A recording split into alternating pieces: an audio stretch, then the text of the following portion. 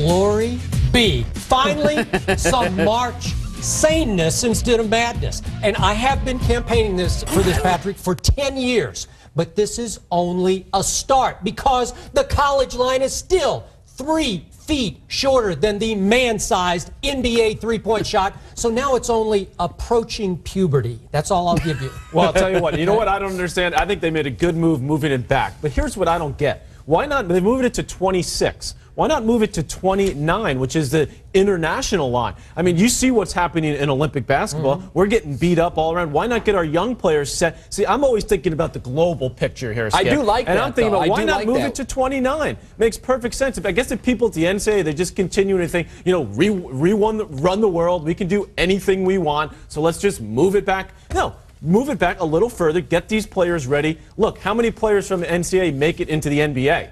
It's not real I'll buy that. for the NBA. Why not start the new line next season instead of they're going to wait until the season after next? I agree. What is the thinking there? I don't know. They say it takes time to repaint the lines. Well, they have time. Empire State Building was built in 1 year, right? Yeah, I would think they would be able to paint. You'd probably a new go out and paint them line. yourself. You're so into this one. I would. Okay. I volunteer to do that. That's it for second down. Ahead in third down, Golden State is the hottest basketball team on the planet. They've won 13 of their last 16, and 5 of those were against Dallas. So the question now becomes, how far can they go in this thing? Skip and Patrick will tell us as hour number 2 of Cold Pizza starts right now.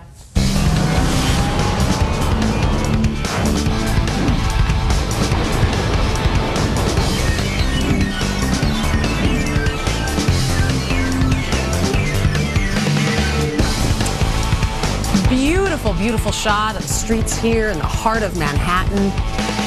Just outside our Cold Pizza studios. Oh, and the tulips are up. It is spring here in the city and around the country. Yeah. I'm going to miss that shot right there. I am too. Yeah. Miss the whole area. Yeah. Because on Monday, same time, same channel, Yep. different studio, high definition, Yep. and the name of the program will be First Take. We'll still be here, though. Same show. Skip will be here. He'll be yelling and, you know, making his points. Patrick's even going to be in next week. Patrick will join us as well as a part of a rotating panel on First Take. But we're very excited about the move to high definition, and we'll continue to bring you the same sort of sports pages for TV in the morning. You'll still see the Tom Brady story we did. You'll Absolutely. still get our NFL news and notes. And this is just a glimpse of what First Take could look like for you.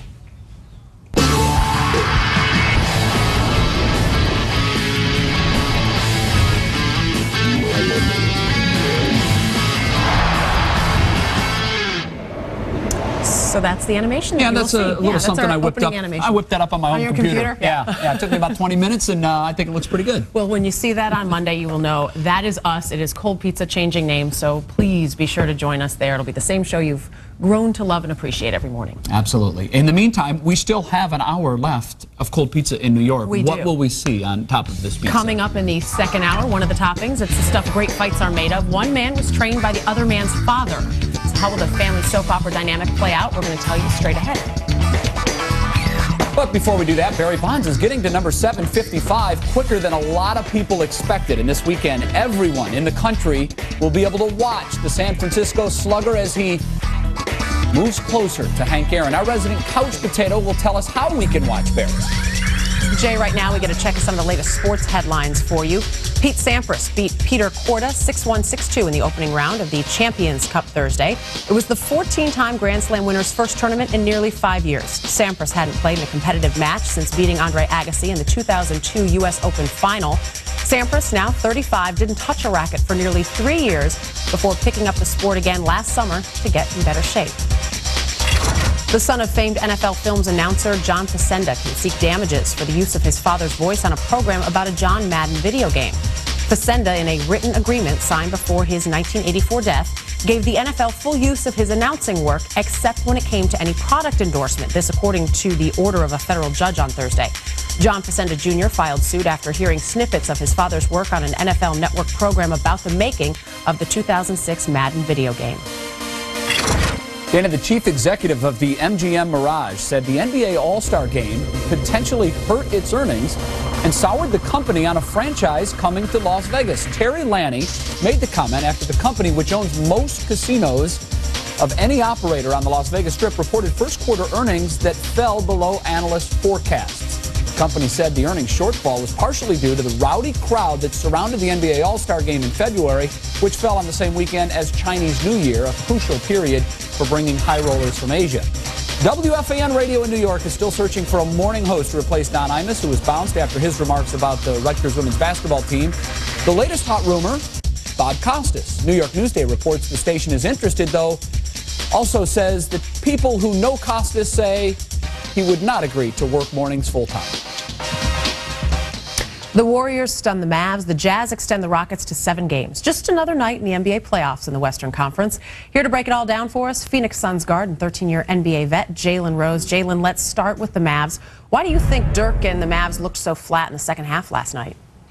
It's not necessarily that they look flat, Dana. It's just the fact that the Golden State Warriors were a better team in this series. And I know you look at the teams and say, wow, a number 8 seed for the first time defeats a number 1 seed in the first round of the playoffs. Well, actually, it happened last night. To all you Golden State Warriors and people that want to jump on the Golden State bandwagon, here's your chance. Baron Davis played great. Steven Jackson was phenomenal. Don Nelson did it to his former team, and you really got to give Golden State a lot of credit. Dirk Nowitzki not getting any credit and a lot of the blame there for Dallas. How do you think he will be thought of now as a player, as a clutch player, as a potential MVP player? It's a team sport first and foremost, and people forget a lot of times you don't win with a 1 or 2 man team nowadays. You can look at the Yankees in baseball. Yeah, they might have the best hitting lineup in baseball, but they still need pitching. The same with the Colts. You see their offense flourish the last few years, but they didn't win a Super Bowl till their defense flourished. It's the same in basketball. I think the Dallas Mavericks just need to be a more complete team, especially when playoff time comes. Be a team that can get points inside the paint as well as from the three-point line. And unfortunately for Dirk and the rest of his teammates, they weren't able to step up and get it done. Jalen, if he's your teammate, though, and he is your go-to guy and your star during the season, what are you thinking today about his performance? Just 8 points last night. Well, I'm thinking pass it to me because I can knock down the shot also.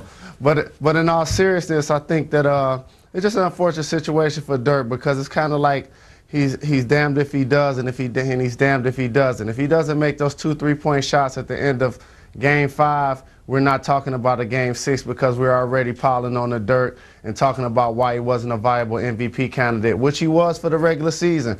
However, for the playoffs, it's a second season. He didn't get it done, especially in that third quarter when his team really needed him to step up and knock down some shots. I think he scored 2 points in the third quarter when the Golden State Warriors took a 20-point lead in that game. And unfortunately for Dirk, a lot of people are going to be talking about what he didn't do in the postseason as opposed to what he did do in the regular season. For the reverse, on the Warriors side, Baron Davis playing sort of on one leg with that hamstring injury. How would you assess his play so far in the postseason? Baron Davis has been phenomenal. If you look at point guard play throughout the playoffs, obviously Steve Nash is going to rank right up there, the 2-time MVP, and my teammate as well. Also, Jason Kidd is averaging a triple-double in the playoffs. Baron Davis has been phenomenal his entire career if he's able to stay healthy. I think he has a coach in Don Nelson who's going to give him the freedom to play his game, shoot those 3-pointers from long range, break down guys to get to the basket, and allow Baron Davis to allow his teammates to become a better players. And I really am happy for Baron because he's been through a lot in his career. The Warriors next are either going to face the Jazz or the Rockets, whoever wins in Game 7. Mehmet Okur, Andre Kirilenko, sort of not factors in the first 5 games. All of a sudden they appear in Game 6. What was the difference? AK-47 was locked and loaded last night, that's for sure. He had a few blocks, he had a few steals, he knocked down a jump shot. He was slashed to the basket. He played great D on Tracy McGrady. Mehmet Okur found his stroke, especially from 3-point range, knocking down a couple of 3-pointers. And those guys are going to be the X factors, the bottom line, and come Game 7. Carlos Boozer has been consistent. Williams been consistent at the point guard. But I think home court advantage is going to have a lot to do with who comes out of this series. Tracy McGrady's been playing much better at home, as well as Yao Ming. The bench played a supporting cast. My boy Juwan Howard, I think they're going to find a way to get it done. Or the Houston Rockets come Game 7 at home. And in that Game 7, Tracy McGrady's never won a playoff series. Try to put yourself into his shoes. What's he going to be thinking going into that Game 7? Shoot, shoot, shoot, and shoot more. Because you're in a catch-22 situation. Obviously, you have Yao Ming down low, and he's a 25-10 guy every night, probably one of the best centers in this league, obviously. But also, it's kind of like the Kobe Bryant syndrome against Phoenix last year. If he doesn't shoot in the fourth quarter, people are going to say that he wasn't aggressive. He came into this playoff saying that it's on me. Well, it's Game 7, it's in Houston. T-Mac, it's on you. And I think he's going to find a way to step up. Jalen, words to live by. Shoot, shoot, and shoot some more. Absolutely. Coming from a left-hand shooter himself. Thanks, Jalen. We'll talk to you next week. Thank you very much. Tonight, the Raptors and Nets will tangle in Game 6 of their first-round series in New Jersey. The Nets are up 3-2. That's the only game left in the Eastern Conference right now. That game time set for 8 o'clock. Still to come here on Cold Pizza, it's a baseball doubleheader. We're looking at the continued excellence of Tom Glavine, the return of 14 18-game winner Cliff Lee, and 4 other burning topics. Stick around. More Cold Pizza's on the way.